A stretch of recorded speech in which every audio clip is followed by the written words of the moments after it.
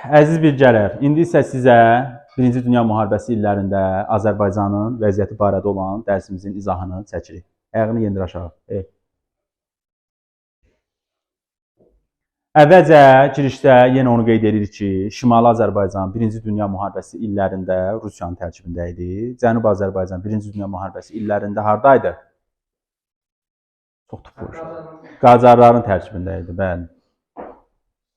Biz bir şey qeyd edirəm ki, Birinci Dünya Müharibəsinin gedişində Şimali Azərbaycanın ərazisində birbaşa döyüş baş vermirdi. Amma Cənubi Azərbaycanın ərazisində döyüş baş verib. Baxın. Yəni onu yadda saxlayın ki, Şimali Azərbaycanın ərazisində birbaşa döyüş olmuyor. Müharibənin axırına yaxın 1917-ci ildə rəqabət meydanına çevrilir. Bu rəqabət meydanına çevrilməsi başqa şeydir. Ərazisində birbaşa döyüşün baş verməsi başqa şeydir. Bu ifadələrə fikir verin. Ümumiyyətlə, biz Rusiyanın nəzarətində olduğumuz dönəmdə giriş hissədə sizə çərçivələrin içərisində dövlətlərin planları barədə məlumat verilibdir. Məsələn, orada Almaniyanın planı barədə məlumat verilir. Almaniya bu ərazidə mühərrik müharibəsindən sonra Rusiyanın zəif olduğunu görərək Cənubi Qafqazı ələ keçirmək istəyir. Heç kim bizim qara qaşımıza, qara gözümüzə vurulmamışdı. Hamıya nə maraqlıydı? Bəli, neft maraqlıydı hamıya. Almanlar burada gürcülər vasitəsilə möhkəmlənmək istəyirlər. Gürcülər vasitəsilə orada qarışıqlıq yaradırdılar ki, Şimali Azərbaycanı da ələ keçirsinlər. Həm ticarət yolunu ələ keçirmiş olsunlar, həm də əsas da müharibədə lazım olan nə olar? Nefti ələ keçirmək istəyirlər. Sonra isə ingilislər və fransızların orada yazdıqdı planı. Deyir, İngiltərə və Fransa 1917-ci ilə qədər bizim üzümüzə baxmırdılar. 17-ci ildə oturub hesab kitab eləyiblər, görürlər ki, Rusiyanın 83% neftini Bakı təmin edir. Bunlar da xəritədə açıblar, görək bu Bakı hardadır. Baxıblar və sonra deyiblər ki, biz buranı istəyirik. Rusiya, İngiltərə və Fransa elə bir o dövrün ərköyün uşaqları idi. Buranı istəyirik deyib, valideynləri də gətirib ona verməliymiş, amma verməyiblər. Olmuyor. Üçüncüsü bizim sayğıdəyər Osmanlımız var idi.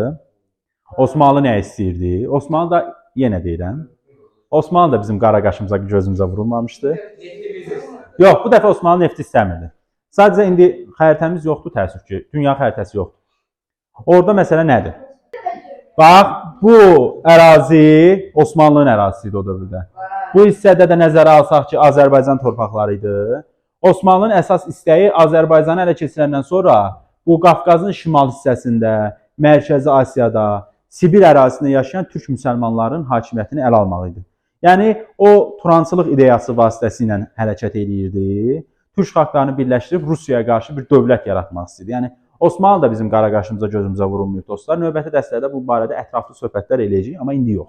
Hələ ki, Osmanlı bizim dostumuzdur. İndi isə sağ-salamat başlayaq müharibəyə yavaş-yavaş. Ümumiyyətlə, müharibə 1914-cü ildən 1918-ci ilə qədər davam eləmişdi. Müharibənin ilk başlarında bizimkilər ümumiyyətlə iştirak eləmirdilər. Çünki orada belə bir hissə qeyd olunubdu. Deyir ki, 1874-cü ildə Çar hökmdarı qərar verir ki, Slavyanlardan başqa heç kəs orduya çağırılmasın. Onlar öz aləmlərində fikirləşirdilər ki, bizimkilər getsə hər bir işin zadını öyrənər, zaman keçəndən sonra Ruslara qarşı çevriliş eləyə bilər. Həqiqətən də məntiqli bir şeydir. Amma müharibə bir iki ay da keçməmişdi. Təzə başlamışdı. Görürlər ki, bunların o alkaş rusları qırılmağa başlayır. Neyniyirlər? Nə fikirləş? Deyir ki, kimi öldürək? Müsəlmanları. İndi də heylədə Rus-Ukrayna müharibəsində Rusları dalda saxlayırlar, bizimkiləri verirlər qabağa, Çeçenləri verirlər qabağa. Nə bilim, bu əslində böyük bir qırğın siyasət. Sadəcə bu qıraqdan görsənmir. Çeçenlər də elə döyüşmək üçün bir him axtarırlar da. Qoşun gedirlər döyüşməyə. Onlar başa düşmürlər ki, Rusiya onların soyun qurudur. Başqırtların soyun qurudur. Nə bilim, Sibirlilərin, Sibir türklərin, Yakutların, ondan sonra Yakutların soyun demək olar ki, qurudubdur. Yəni gedir qırğına verir, Rus da gedib dalaşmır, qalır öz evində, eşiyində. Bizimki gedir ölür, niyə? Gedib vətən sənin vətənin döyür, ged özün döyüşlə. Slavyan xalqları bir-birini qırır, bizimkilər də verirlər qabağa. Nəysə. Sonra görürlər ki, bu belə olmayır. Və 1914-cü ilin avqustunda 2-ci Nikolay qərar verir ki, səfərbərlik olsun. Qeyri-müsəlmanlar da, qeyri-ruslar da, yəni müsəlmanlar da gəlsinlər orduya. Və bizimkilərdən ibarət bir dənə alay yaradırlar. Alayın ümumi adı Qafqaz Suvari alayı olur. Buna bəzən də vəhşi diviziya deyirdilər. Bizim özümüzün qoşunumuzda Tatar Süvari Alayı adlanırdı. Bizimkilərə niyə vəhşi diviziya deyirdilər? Çünki belə bir şey eşitmişdim ki, o dövrdə həqiqət payı nə qədər olduğunu bilmirəm, sadəcə deyirəm. Avropanın bir sıra cəbhələrində, bir sıra hissələrində müharibə gedişində atəşkəs imzalamışdı. Tərəflər çəkilib istirahət edirdilər. Məsələn, Avropa tərəfdə əsgərlər oturub domino oynayan yerdə bir də gördük nəsə güppultu gəldi. Baxıblar ki, bizimkilər girdi içəri. Bizimkilərdə atəşkəs tormuz yoxdur, ələ sistemi yoxdur. Atəşkəs bunlara təsir eləmir də. Deyir, fikirləşib ki, indi bu ağılda deyir ki, elə qoy onlar atəşkəsdə dincələrkən biz də gedək onları öldürək.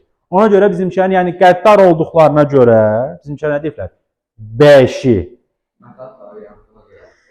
Bəli, Uğur da burada maraqlı bir zarafat edir, deyir, Durca səni də çəkiş edim, canlı formada o zarafat edir, qoy xalq səni tanısın. Tərcə olursan burada. Bəlkə də sən zarafatlarına görə qabağa çəkilməlisən. Durca. Nəysə, bu diviziya əməliyyatlara başlayır və bu diviziyanın yaradılmasında xüsusilə yerli bəylər iştirak edirdilər. Yerli, özdə ki, bizdən əsgər yığırlar, qoşun yaradırlar. Sonra da bizim bəylərə deyirlər ki, gedin canınız çıxsın, o diviziyanı paltarla, silahla zadla təmin edin, pul verin. Və bu diviziyanın təşkilində Fərrux bəy Vəzirov iştirak eləmişdir. Bu dərsin içərisində 2 dənə Fərrux var.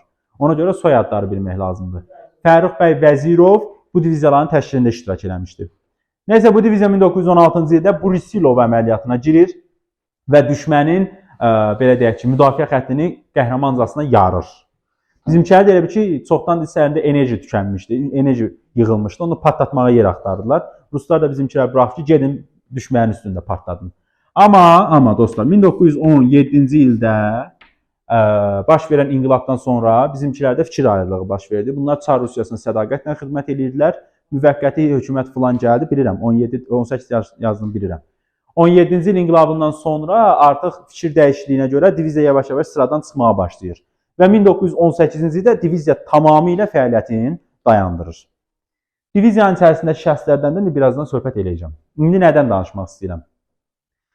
Cənubi Qafqaz cəbhəsinin baş vermiş ən böyük döyüşü, düzdür, xronologiyanı pozdum, amma canım sağ olsun. 1914, 1915, 14 dekabr, 15-in yanvarında Cənubi Qafqazın ən böyük döyüşü olur Sarıqamış əməliyyatı. Sarıqamış əməliyyatı baş vermişdi Rusiya ilə Osmanlı arasında. Sarıqamış əməliyyatında Rus qoşunları qalib gəlmişdilər. Bunun səbəbi nə olur? Ruslar texnika cəhətdən üstün idilər və soyuq hava şəraiti. Hətta türk tarixçilərində belə bir söz var ki, Sarıqamışda Osmanlı qoşunun Ruslar məğlubiyyətə uğratmadı. Soyuqdan qırıldılar. Yəni, həqiqətən çox böyük itki vermişlər soyuğa görə. Bu ərazilər də dekabr, yanvar görürsünüz, qışdır. Ərazilərdə qar çoxdur. Silah-sursat da bəzən donur. Uğur, səni turlayacağım çörə bir saat. O xalqın içində biabr olmaq istəyirsən. Onda kiri. Nə yaxtarsan ağıllı? Qızıl külçəsi qoymuşuq ora. Dəymə. Sarıqamış əməliyyatından sonra Ruslar Cənubi Azərbaycanı ələ keçirlər. Hansı ki, indi bir neçə dəqiqə sonra Cənubi Azərbaycan hissəsində bundan söhbət eləyəcəm. Bir də müharibə dövründə, müharibənin əvvəlində Rusiyanın tərkibindəki müsəlmanlar yekdilliklə deyirdilər ki, biz Çar Rusiyasının hakimiyyətini müdafiə edirik və düşmənə qarşı döyüşəcəyik. Amma təqribi oktyabr ayından etibarən Rusiya Osmanlı ilə dalaşmağa başlayandan sonra vəziyyət dəyişir. Bizimkilər deyir ki, biz niyə gedək qardaşlarımıza qarşı döyüşək ki? Ruslar da fikirləşir ki, bunlar gedib Osmanlı ilə döyüşməyəcək. Bunları Osmanlı'nın eyni yerə vermək yerinə qərb cəbhəsinə göndərir və bizim qoşunlar göndərir Avropa istiqamətinə, qərb cəbhəsinə. Yəni, məntiqli qərardır Ruslar tərəfdən baxsaq. Biz də bu dövrdə Aslan xan Xoyskini göndəririk Osmanlıya. Gedir o, Şərqi Anadoluda Ənvər Paşa ilə görüşür, hərbi naziri ilə. Və Aslan xan Xoyskini Difai partiyası göndərmişdir. Bax, bu sözə diqqətlə fikir verir. Çünki Difaini çıxardıb müsavat adını qoysalar, tez səhv olur. Diqqətlə fikir verməliyik. Eləmə, dağıldı. Hərəniz bir cüz səysizi. Biri oradan ona divara sürtülür. Biri burada şkafları yarır. Difai partiyası göndərir, əlinə də xəritə verir. Xəritədə Azərbaycanın indiki ərazisi, İrəvan quberniyası, Yezavetpol quberniyası, Bakı ərazisi, şimalda Terek və Dağıstan torpaqları da bizim xəritənin daxilində edir. Yəni bizimkilər deyir ki, bizə dövlət yaradın, bu dövlət də bizim xəritəmiz olsun. Amma o dövrdə uğursuz alınır. Yəni indiki dövlətin zamanı deyil. Zamanı demədim deyəsən amma nə vaxt. 15-ci ilin əvvəllərində göndərmişlər bu Aslanxan Xoyskini. Onu da qeyd eləməmişəm. Yaxşı eləmişəm. İndi keçirik tarixi döyüşçülərdən danışmağa. Baxın, 5 dənə adam adı var sizə lazım olan burada. Bu 5 dənə adam adını əzbər və fəaliyyətini də əzbər bilməlisiniz. İndi 11-lər qismət olsa bunu gələn həftə mənə danışacaq. Siz də gələn il danışarsınız 10-cu siniflər. Hə? Bu il çatmayasınız, yox. Gələn il. Hə, birinci növbədə hə? Kim qoyub? Səməni? Şıxlinski. Səməni yəyənsən? Ay bala, nə etsən? Düş dur da. Nə iş? Aç bax, ürəyin rahatlasın sən Allah. Aç bax. Birinci haqqında danışacağımız adam Əliağa Şıxlinskidir. Baxın, orada bir dənə cümlə var. Deyir, Əliağa Şıxlinski müharibə ərəfəsində artilleriya məktəbinin rəisi idi. Yenə ərəfə sözünü ziyarət edirik. Ərəfə nə deməkdir?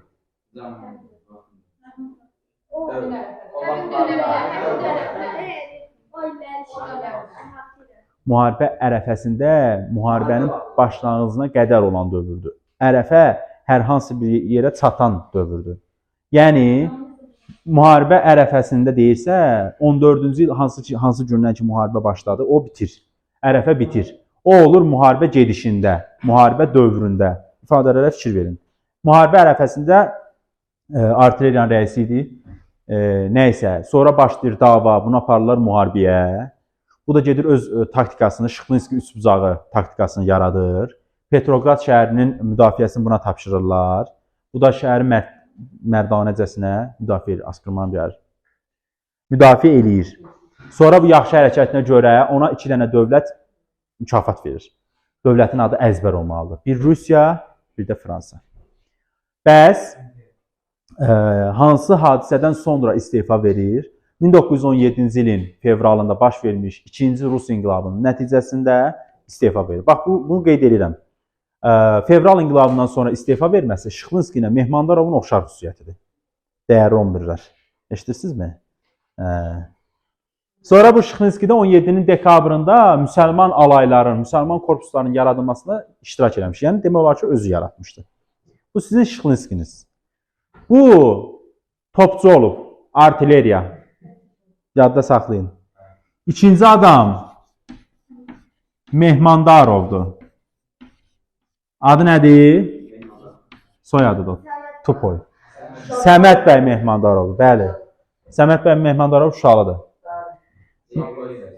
Ay, sağ ol. 100 il əvvəl də döyüşüb. Birində polis rəisi işləyir.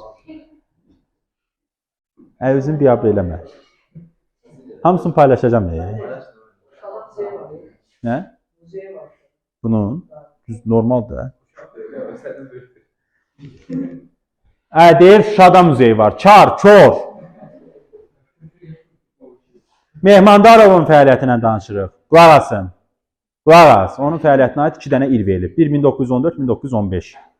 14-cü ildəki fəaliyyətinə bağlı Rusların 2 dənə qoşunun mühasirədən çıxardır. Ona görə də, onun bu fəaliyyətinə görə ona tam artilleriya generalı rütbəsi verilir. Yəni, bunu gələn dəfə dəyişdirib sizdən soruşacağım.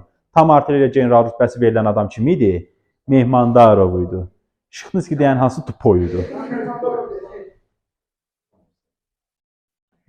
Bir də ki, qulaq as, 15-ci ildə də döyüşmüşdü və burada 15-ci ildəki fəaliyyətinə görə ona müqəddəs Georgi silahı verilmişdi.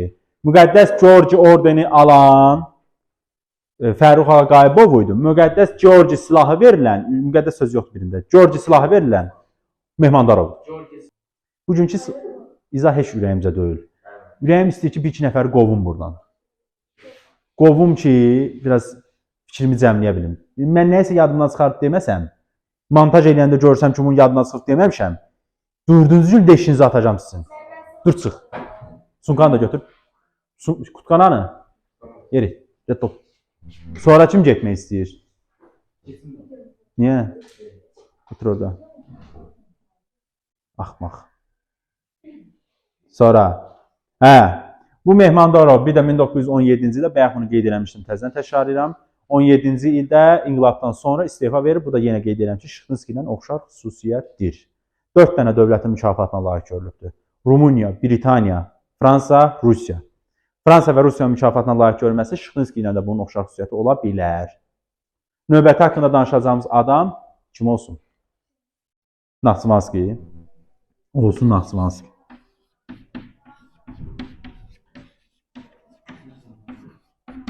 Hüseyin xan Naxçıvanski, dostlar, Çarın yeganə müsəlman yavəri idi. General adjutantıdır nədir? Nə yazır bunu? Adjunant. General adjunant rütbəsinə qədər yüksəlmişdi. Onun haqqında əslində köhnə kitabda biraz daha geniş məlumat vardı. Burada kisildiblər. 1915-ci ildə döyüşdə Alman qoşunları məğlubiyyətə uğramışdı. Köhnə kitabda vardı Visla. Deyəsən Visla sözünü çıxardıblar buradan. Var Visla? Var. Həbs yox. Visla döyüşündə 1915-də məğlub edib. Bunun sonra 1916-cı ildə Qvardiya Süvari qoşununun başçısı təyin edirlər. Komandan təyin olunur. Bu adamın da fəaliyyəti bu qədərdir. Yığışdırıram. Hazırlaşdırıram. Növbəti haqqında danışacağımız adam Vəkilovdur. At qoylar. Vəkilov. İbrahim Ağa Vəkilov hansı partiyanın yaradılmasına iştirak eləmişdi? Müdafiə Partiyasının. Bu adam həm də topoqrafdır. Topoqraf nədir? Xəritə hazırlayandır. Elə müharibə dövründə də Azərbaycan ilk hərbi topoqrafı kimi fəaliyyət göstərmişdir. Döyüş ərazilərinin xəritəsini çıxardıb qoşuna verir ki, gedin ölün. Bu olub İbrahim Ağa Vəkilov. Kim olub? Ay, sağ ol. Bir də haqqında danışacağımız adam Qayıbovdur. Qayıbov soyadı ilə başqa kimi tanıyırsınız? Qayıbov soyadı ilə Azərbaycan tarixində iz qoymuş adamlardan kimsə tanıyan var?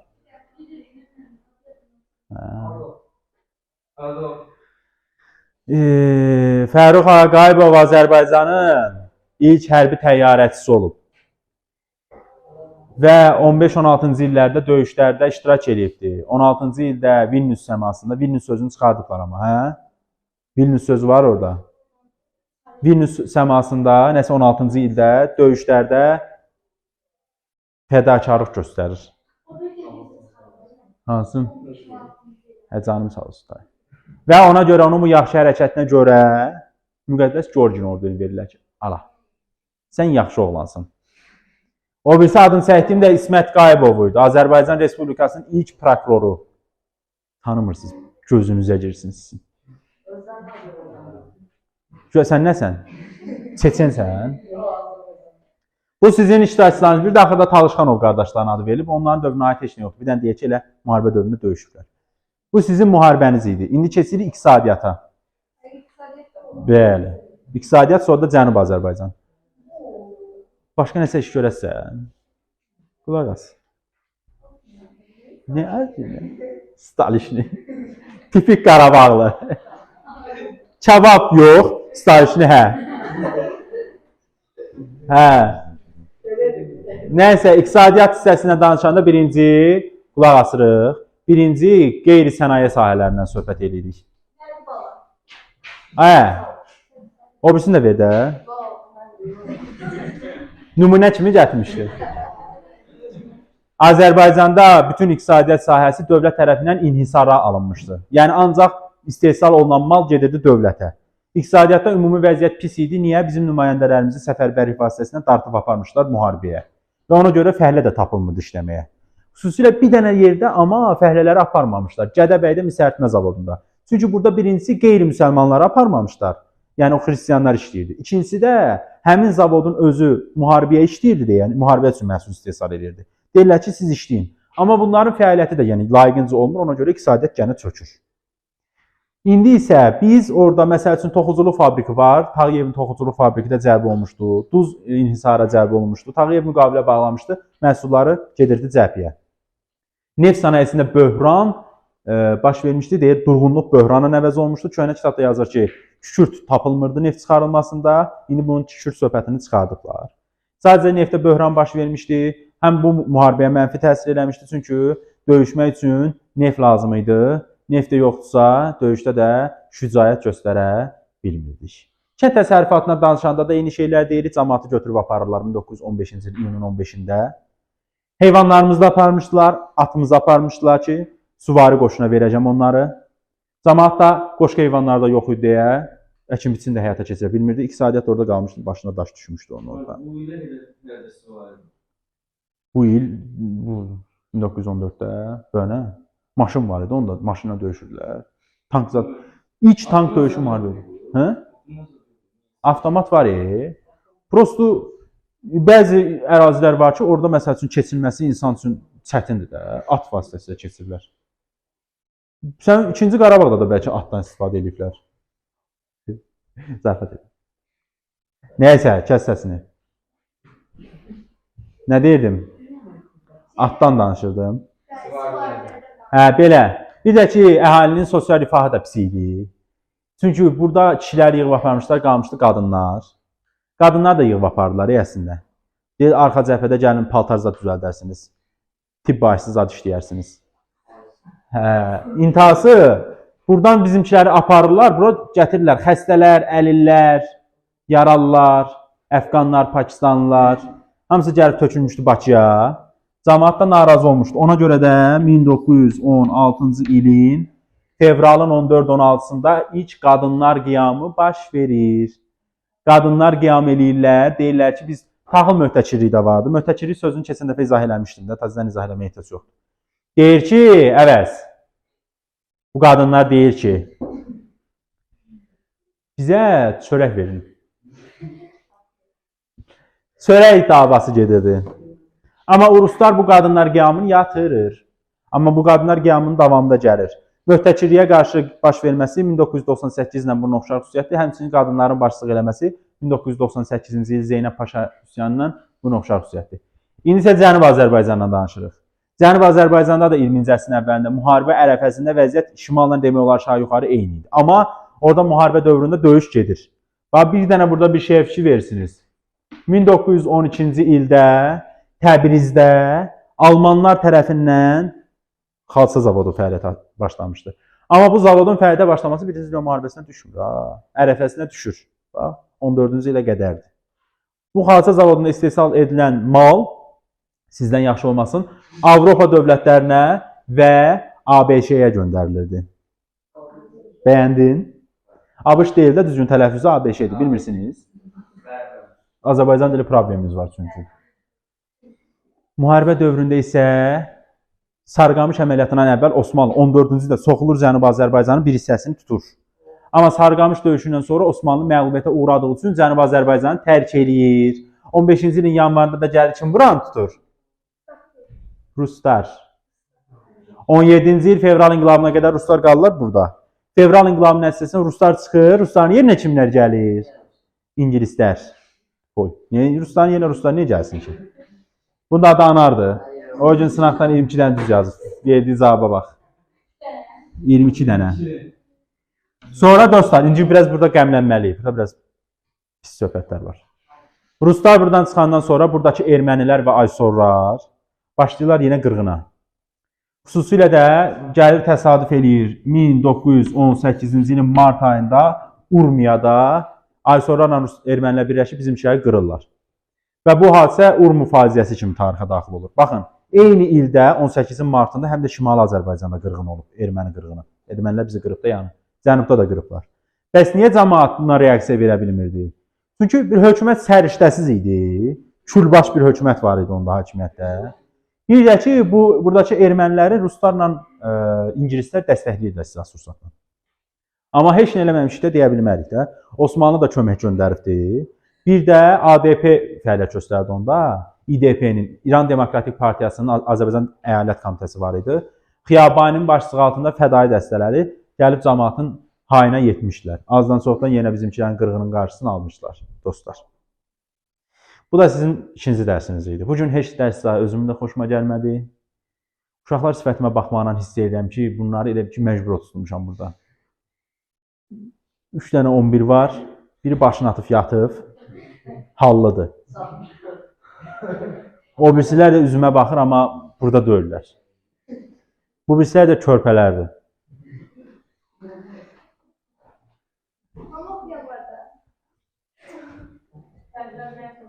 Bəli, bu uşağı da bir dənə adasaq, bir dənə adam tapıb maaş bağlayacağım ki, səni bütün gün tərifləsin. Özünüzə yaxşı baxın. Növbəti dərs alanda görüşərik. Bura qədər. Hara getsiniz? Otur aşağı. Dərs tutarmadı.